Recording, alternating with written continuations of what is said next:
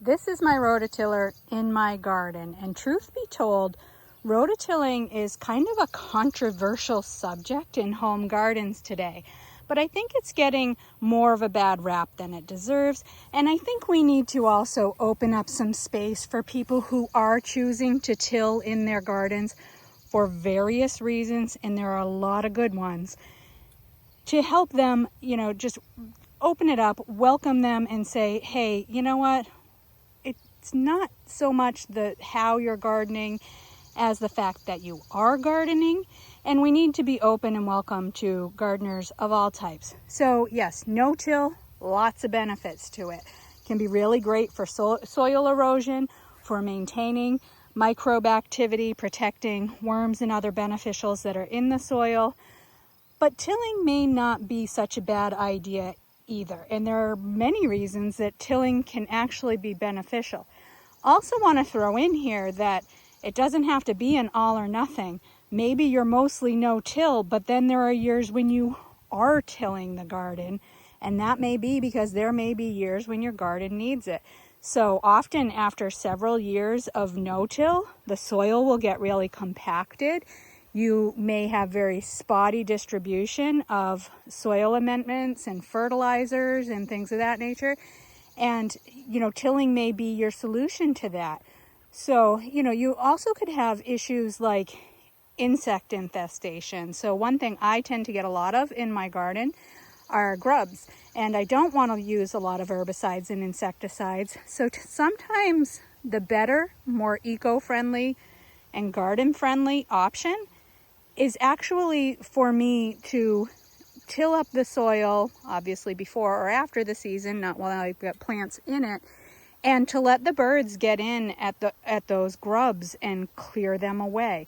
Now there's, a lot of people would argue that you're hurting the earthworms doing that. Definitely there can be some impact on the earthworms, but you can also do it in ways that are striking a good balance. Tilling can also be a really good tool to use for weeding and weed control. Obviously, I'm not going to till in the rows here where there are weeds amongst the plants, which clearly I'm working on it. But I do till the aisles, and that helps to fluff and aerate the soil in those aisles. And it also takes away the bulk of my weeding so that gets done quickly, and then I can focus on the close-up work in between amongst the plants. That also actually helps keep herbicides and pesticides out of my garden because I create good airflow. I get those weeds out of there. And it also helps to, just keep up with it. I'm firm on the stance that finding the method, whether it's till or no-till, that works for you is better than not gardening at all. Better for you, better for the environment, better for all of us. But again, if I can go through there with the tiller, I'm reducing herbicide use, I'm reducing microplastic use. A lot of people's answer to weedless gardening is carpet this whole thing with a plastic sheet. Well, we're finding out more and more that those off-gas, they break down, they emit microplastics into the soils, they tear easily, pieces of them end up flying off, going all over, or sitting in your soil, and now we're learning more and more about microplastic use.